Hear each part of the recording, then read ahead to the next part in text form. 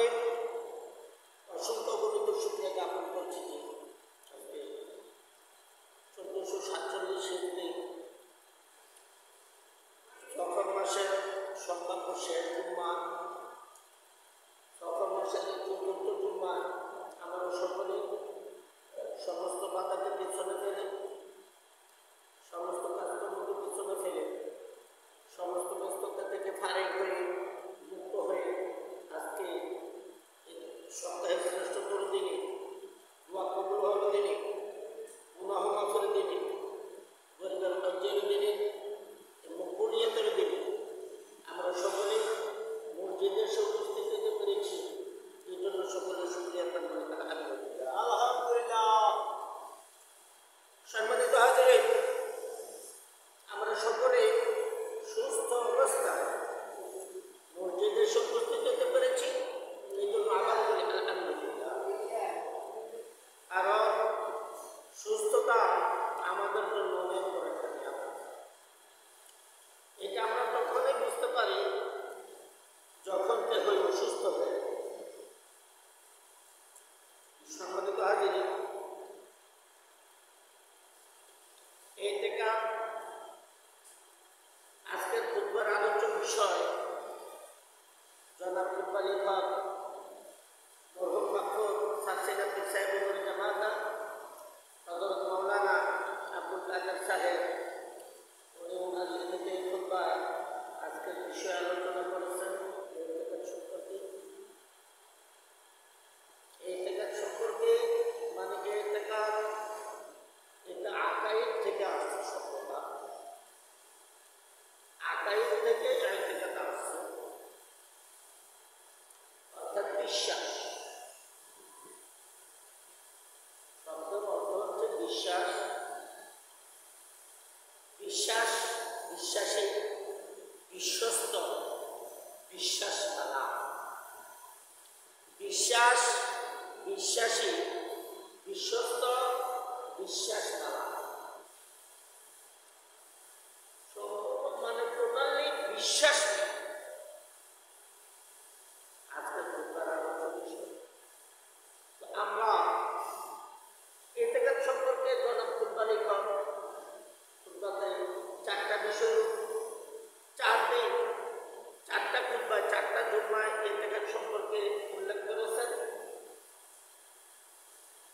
একটি যদি ন্যূনতম একটি যদি আলোচনা না করি, একটিও যদি আলোচনা না করি তাহলে নাই হয়। এজন্য আজকে ইতিকাদ সম্পর্কে আলোচনা করব ইনশাআল্লাহ। মহান আল্লাহ আমাকে ওই পর্যন্ত জিন্দেগি দান করুন। এই জন্য সকলে বলি আমিন। সম্মানিত হাজিরিন, এখানে সর্বপ্রথমে বলা হয়েছে, আমি পবিত্র কালামুল্লাহ শরীফ থেকে 30 নম্বর পারার ছোট্ট একটি সূরা তিলাওয়াত করেছি, যেটা অল্প কিছুদিন আগেও তিলাওয়াত করেছি এবং ওইটা সম্পর্কে বেশ কিছু ধারণা দিয়েছি। ওই সূরাটি হচ্ছে বিসমিল্লাহির রহমানির রহিম,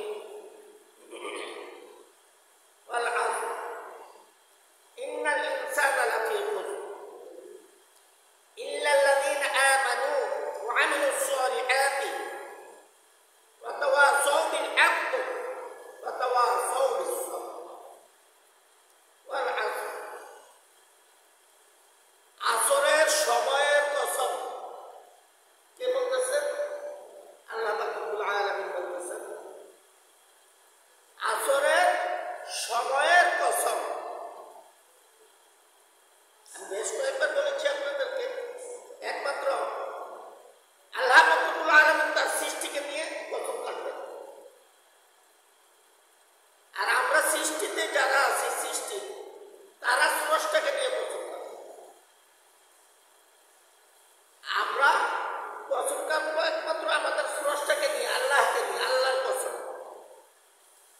অনেকে ঝগড়া লাগলে যে কোনো কথা, যে কোনো জায়গায়, অনেক জায়গায় অনেক সময় আমরা ভুল করে থাকি।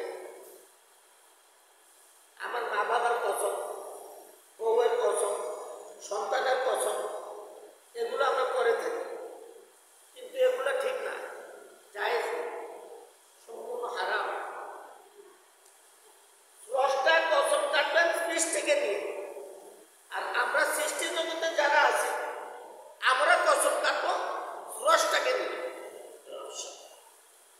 আমরা কসম কাটবো স্রষ্টাকে নিয়ে। আমরা স্রষ্টা ব্যতীত অন্য কাহারও নামে কসম কাটতে পারি না, এটা আমাদের জন্য নিষিদ্ধ। আল্লাহ রাব্বুল আলামিন উনি কসম কাটবেন সৃষ্টিকে নিয়ে। উনি এখানে পবিত্র কালামুল্লাহ শরীফে বিভিন্ন জায়গায় বিভিন্ন রকমের কসম কেটেছেন, এটা আমি আপনাদেরকে পূর্ব জানান দিয়েছি। এখানে কসম কেটেছেন আসরের সময়ে, আসরের সময়ের কসম, ওয়াল আসর, আসরের সময়ের কসম। ইন্নাল ইনসানা লাফি খুসর, নিশ্চয় মানুষ ক্ষতির মধ্যে নিপতিত আছে। মানুষ ক্ষতির মধ্যে ডুবিয়ে আছে, গুমরাহিতে ডুবিয়ে আছে, শয়তানের ওয়াসওয়াসায় ডুবিয়ে আছে, শয়তানের প্ররোচনায় ডুবিয়ে আছে। মানুষ ক্ষতির মধ্যে ডুবিয়ে আছে, ডুবিয়া রহিয়াছে। কে বলতেছে? আল্লাহ বলতেছে। তো মানুষ যদি ক্ষতির মধ্যে ডুবিয়ে থাকে, সবাই তো ডুবিয়ে নেই, মানুষ অধিকাংশই ডুবিয়ে আছে, কিছু আছে ক্ষতি থেকে দূরে আছে। অর্থাৎ তারা যারা আল্লাহর হুকুম আহকাম সার্বক্ষণিকভাবে মেনে চলার চেষ্টা করে, তারা। আল্লাহ রাব্বুল আলামিন বলতেছেন নিশ্চয় মানুষ ক্ষতির মধ্যে ডুবিয়ে আছে, নিপতিত আছে, কিন্তু যাহারা ঈমান আনিয়াছে ও নেক কাজ করিয়াছে, যাহারা ঈমান আনিয়াছে এবং নেক কাজ করিয়াছে এবং সত্য সম্বন্ধে উপদেশ প্রদান করে এবং সহিষ্ণুতা সম্বন্ধে উপদেশ প্রদান করিয়া থাকে, ভালো খারাপ সমস্ত কিছু থেকে ভালোর দিকে আগে আনার চেষ্টা করে।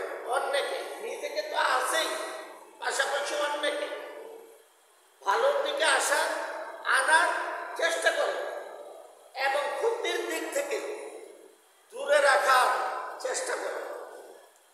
তারা বিভিন্ন, তারা ক্ষতির ভিতরেই নহে। যারা নিজে সার্বক্ষণিকভাবে আল্লাহর রাস্তায় চলার চেষ্টা করে এবং লোকদেরকে খারাপের দিক থেকে ভালোর দিকে আনার জন্য চেষ্টা করে, খারাপের দিক থেকে বাঁচিয়ে রাখার চেষ্টা করে, তারা ক্ষতির মধ্যে ডুবে নাই, তারা ক্ষতির মধ্যে ডুবে নেই। আমরা কি করতে হবে? আমরা ওইটাই করতে হবে যে কাজটা ভালো, ভালো এবং খারাপ। আলহামদুলিল্লাহ আমরা এখানে সকলেই সুস্থ। আমি যতটুকু জানি এই মহল্লায় সকলেই সুস্থ, এই মহল্লায় কোনো পাগল নেই, আমি যতটুকু জানি। আর থাকলেও এটা আমার অজান্তে আমি জানি না, এখনো পর্যন্ত আমি জানি না। তো সকলে যেহেতু, কেহই যেহেতু এই মহল্লায় পাগল নেই, তাহলে সকলেই সুস্থ। শারীরিক অসুস্থতা তার থাকতে পারে, ওইটা ভিন্ন বিষয়। শারীরিক অসুস্থতা থাকে, ওইটা ভিন্ন বিষয়। তো এই মহল্লা যেহেতু সকলেই সুস্থ, সকলেই বিবেকবান, সকলেই বুদ্ধিমান, আশা করি আমার কথাগুলা সকলে শুনবেন, সকলে বুঝবেন। বুধবার যা আলোচনা করা আছে তা মেনে চলার জন্য আমি নিজে সহ আমরা সকলে চেষ্টা করবো ইনশাআল্লাহ। 1 বৎসরে 52টা জুম্মা, 52টা জুম্মায় 52 বার মসজিদে অন্তত আমাদেরকে যাইতে হবে। তবে কেহ কেহ কমও আসে, কেহ কেহ এমনও আছে 1 বৎসরে একবার আসে কিনা সন্দেহ আছে। এটা আমাদের এলাকায় আছে কিনা জানি না। আমাদের এলাকায় এমন মানুষ আছে, আরে পুরো সপ্তাহ গেছে নামাজ পড়ছি না, তো শুক্রবারে গিয়ে কি হইব? আমার এক বড় ভাই এখন থেকে প্রায় 25 থেকে 30 বছর আগে তাকে বলছিলাম, তার শ্বশুর বাড়ি চানলা, তার বাড়ি কুমিল্লা পালপাড়া ব্রিজের সাথে মহেশপুর গ্রামে। বলছিলাম ভাই আসেন মসজিদে যাই, তো পুরো সপ্তাহ গেছি না নামাজে, আর আজকে শুক্রবারে গিয়ে কি হইব? তখন আমার বয়স্ক ভাইকে আর কিছু বলতে পারি, ভাই বড় ভাই আর কিছু বলি নাই, আমি চলে গেছি। এমন সুস্থ বিবেকবান মানুষও সমাজে আছে, সমাজে তারা বসবাস করিতেছে। আসলে মূলত এরা কিন্তু সুস্থ না। আসলে মূলত এ সমস্ত কথা যারা বলে, যারা অন্তত সপ্তাহে একদিন শুক্রবারে জুম্মায় আসতে পারে না সুস্থ থাকা অবস্থায়, সে কিন্তু সুস্থ না। সে আসলে সুস্থ না, সে অসুস্থ। তার মানসিক ভাবে সে বিপর্যস্ত আছে, সে অসুস্থতায় আছে, মানসিক অসুস্থতা ভোগ করতেছে। কিন্তু সে যে মানসিকভাবে অসুস্থ এটা সে নিজেও জানে। আমি মুসলিম দাবি করি, নিজেকে মুসলমান হিসেবে পরিচয় দিতে গর্ববোধ করি, কিন্তু নিজেকে নামাজ পড়া থেকে দূরে সরাইয়ে রাখি। নামাজে যাইতে আমার লজ্জা লাগে, এটা সুস্থতার পরিচয় না, এটা অসুস্থতার পরিচয়।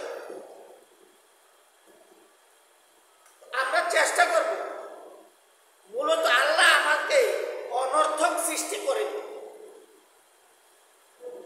আল্লাহ যে আমাকে সৃষ্টি করছেন, কেন সৃষ্টি করছেন এটা জানতে হবে, বুঝতে হবে। আল্লাহ রাব্বুল আলামিন আমাকে আপনাকে অনর্থক সৃষ্টি করেন। আল্লাহ রাব্বুল আলামিন পবিত্র কালামুল্লাহ শরীফে সূরা আর রহমানে 31 বার বলেছেন, ফাবিআইয়ি আলাই রাব্বিকুমা তুকাযযিবান, তোমরা আমার কোন নিয়ামতকে অস্বীকার করবে? তোমরা আমার কোন নিয়ামতকে অস্বীকার করবে?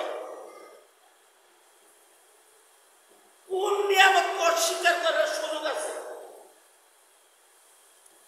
আমি একটু হিসাব করেছি, হিসাব যেটা করেছি, আল্লাহ রাব্বুল আলামিন প্রতিদিন আমাদের প্রতিজনের পিছনে, প্রতিদিন আমাদের প্রতিজনের পিছনে 18 থেকে 20 লক্ষ টাকা খরচ করেন।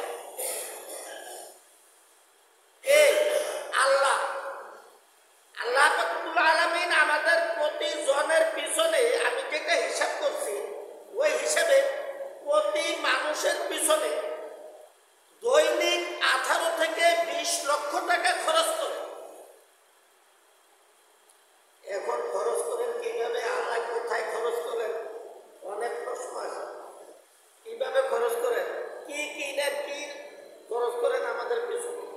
না, আমরা যদি কিনতে যেতাম তাহলে প্রতিদিন 18 থেকে 20 লক্ষ টাকা আমাদের খরচ হতো।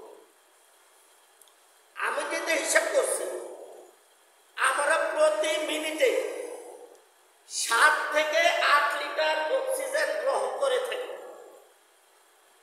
7 থেকে 8 লিটার অক্সিজেন আমরা গ্রহণ করে থাকি প্রতিদিন। আমরা 20 থেকে 30 হাজার অক্সিজেন, 30 হাজার লিটার, 20 থেকে 30 হাজার লিটার অক্সিজেন আমরা গ্রহণ করে থাকি প্রতিদিন। আপনি মুমূর্ষু অবস্থায় হইলে আপনাকে যে অক্সিজেনটা দেওয়া হয় তখন হয় আপনার কম লাগে।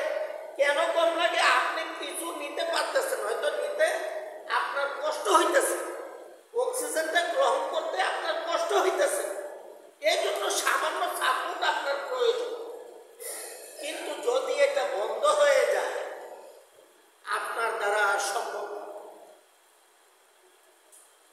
আমরা প্রতিদিন 20 থেকে থেকে 30,000 লিটার অক্সিজেন আমরা গ্রহণ করে থাকি, যেটা আমাদের একান্তভাবেই প্রয়োজন। একটা মানুষ ডাক্তারের ভাষায়, ডাক্তারের বলা কথা, একটা মানুষ 3 দিন লিকুইড খাবার না খেয়ে থাকতে পারে, অর্থাৎ তরল খাবার, পানি, শরবত, দুধ, জুস, এগুলো। এই তরল খাবারটা 3 দিন না খেয়ে থাকতে পারে। স্বাভাবিক খাবার একটা মানুষ 22 দিন পর্যন্ত না খেয়ে থাকতে পারে। 22 দিন পর্যন্ত স্বাভাবিক খাবার একটা মানুষ না খেয়ে থাকতে পারে। কিন্তু আল্লাহ যে আমাদেরকে এগুলো দিচ্ছে, খাবার দিতেছে, খাবার খাওয়ার শক্তিও দিতেছে, ওইটার শুকরিয়া আমাদের মধ্যে নেই। ওই শুকরিয়াটাও আমাদের মধ্যে নেই। পাশাপাশি এই যে অক্সিজেন গ্রহণ করতেছি, আমার যদি একেবারেই বন্ধ থাকতো অক্সিজেনটা, আর আমি যদি এই অক্সিজেনটা কিনতে হইত, তাহলে আমার কত টাকা খরচ হইত। এই যে খরচটা, ব্যয়বহুল খরচ, এটা দিয়ে কি করতে পারতাম?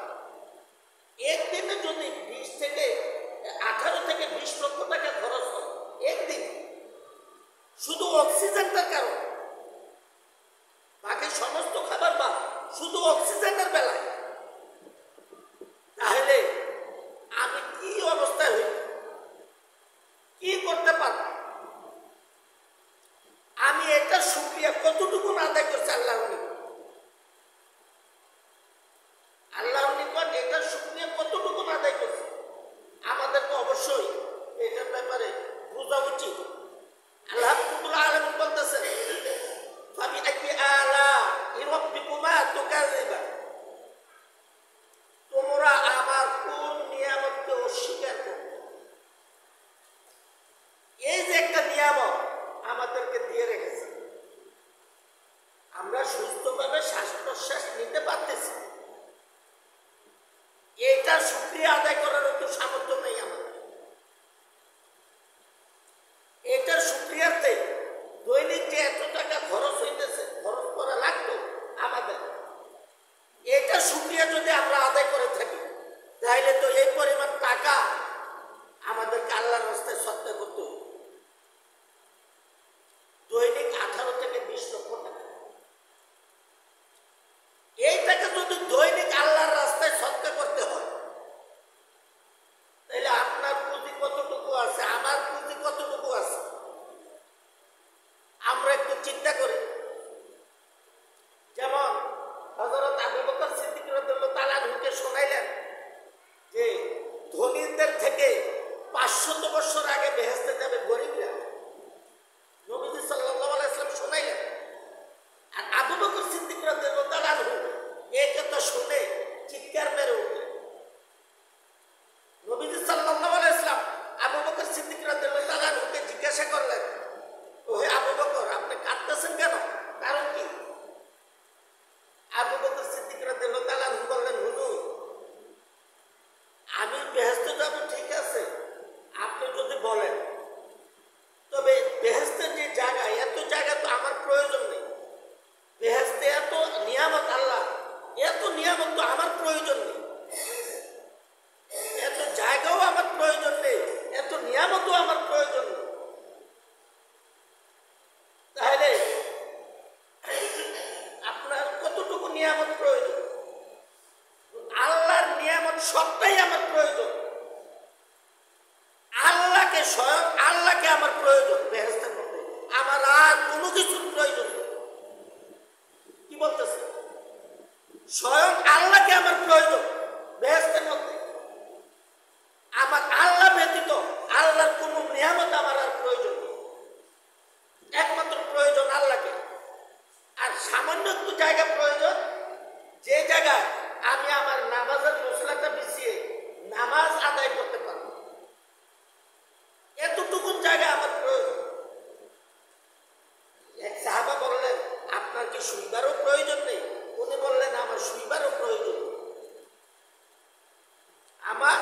শুইবারও প্রয়োজন নেই, কারণ এখানে বসে বসে আমি জীবতে পারবো, ঘুমাইতে পারবো, আল্লাহ যদি আমার চোখে ঘুম দান করে। অনেকের ঘুম হয় না, ঘুমের জন্য ঘুমের ঔষধ খেতে হয়। চান্দিনা আলামিন কামিল মাদ্রাসার হেড মুহাদ্দিস মাওলানা মাহবুবুর রহমান আশরাফি, উনি ছিলেন ঘুমে কাতর, ঘুম প্রচন্ড পরিমাণে হইত। মাঝখানে 4 থেকে 5 বছর উনি ঘুমে কাতর হয়ে গেছিলেন, প্রচন্ড পরিমাণে ঘুম ওনার চোখে চেপে পড়ছে। এই ঘুমের মধ্যে উনি আমাদের এলাকায় 2টা মাহফিলে ওনাকে ইনভাইট করেছি, 2টা মাহফিলেই উনি আসছেন। এই 2টা মাহফিলে উনি আসছেন, উনি বলতেছেন যে আমার ঘুম, আমার স্বাস্থ্য খারাপ, আমি বেশি সময় দিতে পারবো না, কিন্তু আমার একটাই অসুবিধা, ঘুম আমাকে জড়াইয়া ধরছে, আমি ঘুম ছাড়াইতে পারতেছি না। আমি মাদ্রাসায় ক্লাস করতে আমার খুব কষ্ট হয়, আমি ওয়াজ মাহফিল করতে আমার খুব কষ্ট হয়, একটাই কারণ, শুধু ঘুম। কুমিল্লার বৃহৎ আলেমদের মধ্যে উনি একজন। ওনার 8 ভাই, 8 ভাইয়ের মধ্যে 7 ভাই মুহাদ্দিস, 8 ভাইয়ের মধ্যে 7 ভাই মুহাদ্দিস। উনি মাওলানা আনিসুর রহমান আশরাফির বড় ভাই। ওনার বাবা ছিলেন একটা প্রাইমারি স্কুলের শিক্ষক, আর ওনার 1 ভাই মুহাদ্দিস হন নাই, উনিও প্রাইমারি স্কুলের শিক্ষক, আর ওনার 7 ভাই মুহাদ্দিস। এই বিশাল অবস্থা, এই বিশাল একটা আলেম পরিবারে ওনার এই অবস্থা ছিল। গত বছর মাহফিলের সিজনে ওনার খোঁজ নিলাম যে উনি আগের চেয়ে তো অনেকটা ভালো আছেন। গত 2 বছর যাবৎ উনি বেশ প্রোগ্রাম করিতেছেন, বেশ ভালো ভালো প্রোগ্রাম করতেছেন। এই যে অসুস্থ, কেউ টাকা দিয়ে ঘুম কিনে আনে, ঔষধ খেয়ে, ইনজেকশন নিয়ে ঘুম কিনে আনে, আর কেউ টাকা দিয়ে ঘুম দূর করে, এই অবস্থা। তো আমরা যে সুস্থ আছি, কেমন আছি, আমাদের অবস্থাটা আমাদেরকে বোঝার দরকার। আল্লাহ যা কিছু আমাদেরকে দান করেছেন, তার উপর আমাদের সর্বদা আল্লাহর শুকরিয়া আদায় করা দরকার। বিশেষ করে আমাদের যে চলাফেরার সুবিধা। একটা প্রশ্ন আমরা হয়তো অনেকেই জানি না, বিশেষ করে সায়েন্সের পড়ুয়া যারা আছে শিক্ষিত, তারা হয়তো কেউ বলতে পারবে না। বিশেষ করে মাদ্রাসা, অন্তত আলেম, যারা আলেমে পড়ছেন তারা জানতে পারবেন, এটা শিওর। কারণ মাদ্রাসার হাদিসের বই এটা পড়ছি আমি আলেমের ক্লাসে। মানুষ কাকে বলে? প্রশ্ন আসছে, মানুষ কাকে বলে? এটা মাদ্রাসার আলেমের ক্লাসে পড়ে। উত্তরে আসছে আল হায়াউল ইনসানুন নাতিক, অর্থাৎ যে প্রাণী কথা বলতে পারে তাকে মানুষ বলে। প্রাণীটা ব্র্যাকেটে বুঝাইছে, হাইওয়ান মানে জানোয়ার, মানুষ সম্মানী প্রাণী, এই জন্য তাকে এখানে প্রাণী বলা হয়েছে। এটা ব্যাখ্যায় বোঝানো হয়েছে এইভাবে, মানুষ যেহেতু সম্মানী প্রাণী, এই জন্য তাকে প্রাণী বলা হয়েছে, তাকে আর জানোয়ার বলা হয় না। তো আমরা চিন্তা করলে দেখতে পারি, আসলে আমরা মানুষ যারা, তারাই কথা বলতে পারি। মানুষ ছাড়া অন্য কোনো প্রাণী কথা বলতে পারে না। আর যার পারে সকলে, গাছও কথা বলে, মাটিও কথা বলে, পানিও কথা বলে, আল্লাহর সৃষ্টি সমস্ত মাখলুক কথা বলে, কিন্তু তারা পারস্পরিক জাতিরাই তাদের ভাষাটা বুঝে, অন্য কেহই তাদের ভাষাটা বুঝে না। ঠিক তেমনি ভাবে হযরত মুসা আলাইহিস সালামের জামানায় মুসা আলাইহিস সালাম বললেন, উনি সমস্ত প্রাণীর ভাষা বুঝতেন। আল্লাহ রাব্বুল আলামিন ওনাকে বুঝার ক্ষমতা দান করেছেন।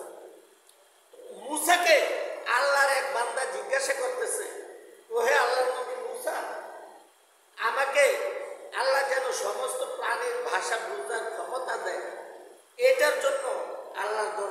সুপারিশ করো। আশা করি তুমি সুপারিশ করলে আল্লাহ এটা কবুল করবেন। তুমি যেহেতু আল্লাহর রাসূল, আল্লাহর নবী এবং আল্লাহর শ্রেষ্ঠ রাসূলদের মধ্যে একজন, তুমি সুপারিশ করলে এটা কার্যকর হবে। তবে মুসা আলাইহিস সালাম আল্লাহর নিকট সুপারিশ করে এসে বললেন, আমি সুপারিশ করেছি, আল্লাহ বলে দিয়েছেন প্রাণীর ভাষা বুঝা এটা তোমার জন্য বিপদ হইতে পারে, এই জন্য তোমাকে এটা বুঝার শক্তি দেয় নাই। তবে এখন থেকে আল্লাহ তোমাকে এটা শক্তি দিয়েছে, কারণ প্রাণীর ভাষা বুঝা এটা আপনার জন্য আমার জন্য বিপদ, এই জন্য এটা অনেক ক্ষতি হইতে পারে। তাকে দিয়ে আল্লাহ রাব্বুল আলামিন জানান দিলেন। একটি মুরগি আরেকটি মুরগিকে বলতেছে, রে কালকে তো আমার বেড়ামে ধরবো, বেড়ামে মুরগি বাজারে লইয়া যায় না বেসনের লেগা, কালকে আমার বেড়ামে ধরবো, কালকে আমার স্বাস্থ্য খারাপ হয়ে যায়, আমার কি করার আছে? লগেরটা কয় তোর তো কিছু করার নাই, ধরলেও না, আমার কি করার আছে? তোর লোকে থাকলে তো আমার ওই ধরবো। ওই মালিক, মুরগির মালিক, এই মুরগি নিয়ে তাড়াতাড়ি বাজারে বিক্রি করে দিয়ে আসে। অল্প কিছুদিন পরে একটি গরু আরেকটি গরুকে বলতেছে, ওরে কালকে তো আমি মারা যায়, আমি আমার তো অবস্থা খারাপ, দুনিয়ার সময় শেষ। অর্থাৎ যিনি প্রাণীর ভাষা বোঝার জন্য আবদার করছিলেন আল্লাহর নিকট, মুসাকে সুপারিশ করার জন্য, উনাকে বুঝাইতেছে। তো একটি গরু আরেকটি গরুকে বলতেছে, বলার পর ওই গরু বলতেছে যে তুই যদি মারা যাস তো আমার তো কিছু করার না, আমিও তো মরতে হবে, হয়তো 2 দিন আগে বা পরে, আমার তো কিছু করার না। তো গরুর মালিক তরে ঘরে করে গরুটা বিক্রি করতে না পেরে ওই গরুর মালিক গরুটা জবাই দিয়ে দিলেন, জবাই দিয়ে মাংস বিক্রি করলেন, সকলে খাইলেন, নিজে সহ। এরপরে কিছুদিন পরে যে লোকে আবদার করলেন সুপারিশ করার জন্য মুসাকে বললেন, কিছুদিন পরে একটি মুরগি আরেকটি মুরগিকে বলতেছে, কালকে তো মালিকের ছোট মেয়েটার স্বাস্থ্য খারাপ হবে, আর এই স্বাস্থ্য খারাপ হওয়া থেকে সে তো বেঁচে যেতে পারবে না, এই স্বাস্থ্য খারাপ হওয়া থেকে তার মৃত্যু হয়ে যাবে। এখন তো মালিকের অবস্থা খারাপ হয়ে গেছে। আসলে তো ঠিক, এটাই তো আমার বিপদ আনছে। আমি কি এর বুঝতাম গেলাম, কি এর জানতাম গেলাম, কি এর মুসারা ধরলাম সুপারিশ করার জন্য।